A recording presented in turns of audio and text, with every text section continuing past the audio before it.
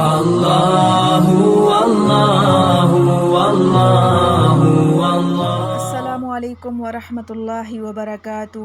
رب اشرح لی صدری ویسر لی امری واحلل عقدۃ من لسانی یفقہوا قولی۔ اعوذ باللہ من الشیطان الرجیم، بسم اللہ الرحمن الرحیم۔ اذ قالت الملائکۃ یا مریم، جب کہا فرشتوں نے اے مریم، ان اللہ یبشرک بکلمۃ منہ اسمہ المسیح عیسی ابن مریم،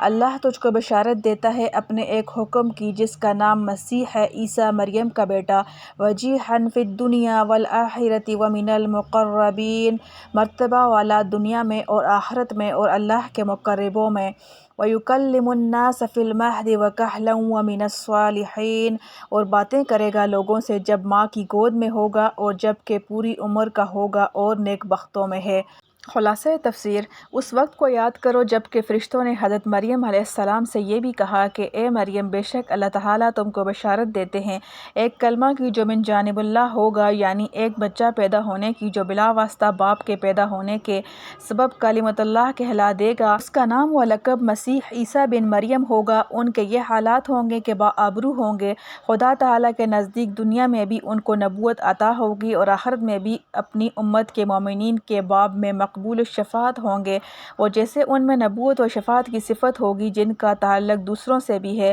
اسی طرح ذاتی کمال کے ساتھ بھی موصوف ہوں گے۔ من جملہ مقربین عند اللہ ہوں گے اور صاحب معجزہ بھی ہوں گے۔ آدمیوں سے دونوں حالت میں یکساں کلام کریں گے، گہوارہ میں یعنی بالکل بچپن میں بھی اور بڑی عمر میں بھی، دونوں کلاموں میں تفاوت نہ ہوگا، اور اعلیٰ درجہ کے شائستہ لوگوں میں سے ہوں گے۔ معارف و مسائل، نزول عیسیٰ علیہ السلام کی ایک دلیل، بڑی عمر میں بھی حضرت عیسیٰ علیہ السلام کا کلام معجزہ ہی ہے۔ اس آیت میں حضرت عیسیٰ علیہ السلام کی ایک صفت یہ بھی بتلائی ہے کہ وہ بچپن کے گہوارے میں جب کوئی بچہ کلام کرنے کی صلاحیت نہیں رکھتا، اس حالت میں بھی کلام کریں گے، جیسا دوسری آیت میں مذکور ہے کہ جب لوگوں نے ابتدائی ولادت کے بعد حضرت مریم پر تہمت کی بنا پر لعن طعن کیا تو یہ نومولود بچے حضرت عیسیٰ علیہ السلام بول اٹھے، انی عبد اللہ الی الخیر، اور اس کے ساتھ یہ بھی فرمایا کہ جب وہ کہل یعنی ادھیر عمر کے ہوں گے اس وقت بھی لوگوں سے کلام کریں گے۔ یہاں یہ بات قابل غور ہے کہ بچپن کی حالت میں کلام کرنا تو ایک معجزہ اور نشانی تھی،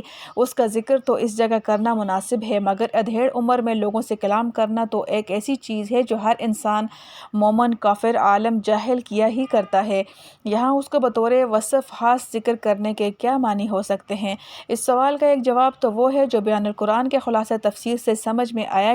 کہ مقصد اصل میں حالت بچپن ہی کے کلام کا بیان کرنا ہے۔ اس کے ساتھ بڑی عمر کے کلام کا ذکر اس غرض سے کیا گیا کہ ان کا بچپن کا کلام بھی ایسا نہیں ہوگا جیسے بچے ابتدا میں بولا کرتے ہیں، بلکہ عاقلانہ، عالمانہ، فصیح و بلیغ کلام ہوگا جیسے ادھیڑ عمر کے آدمی کیا کرتے ہیں۔ اور اگر حضرت عیسیٰ علیہ السلام کے واقعہ اور اس کی پوری تاریخ پر غور کیا جائے تو اس جگہ ادھیڑ عمر میں کلام کرنے کا تذکرہ ایک مستقل عظیم فائدہ کے لیے ہو جاتا ہے، وہ یہ ہے کہ اسلامی اور قرآنی عقیدہ کے مطابق حضرت عیسیٰ علیہ السلام کو زندہ آسمان پر اٹھا لیا گیا ہے۔ روایات سے یہ ثابت ہے کہ ان کو اٹھانے کے وقت حضرت عیسیٰ علیہ السلام کی عمر تقریباً 30-35 سال کے درمیان تھی،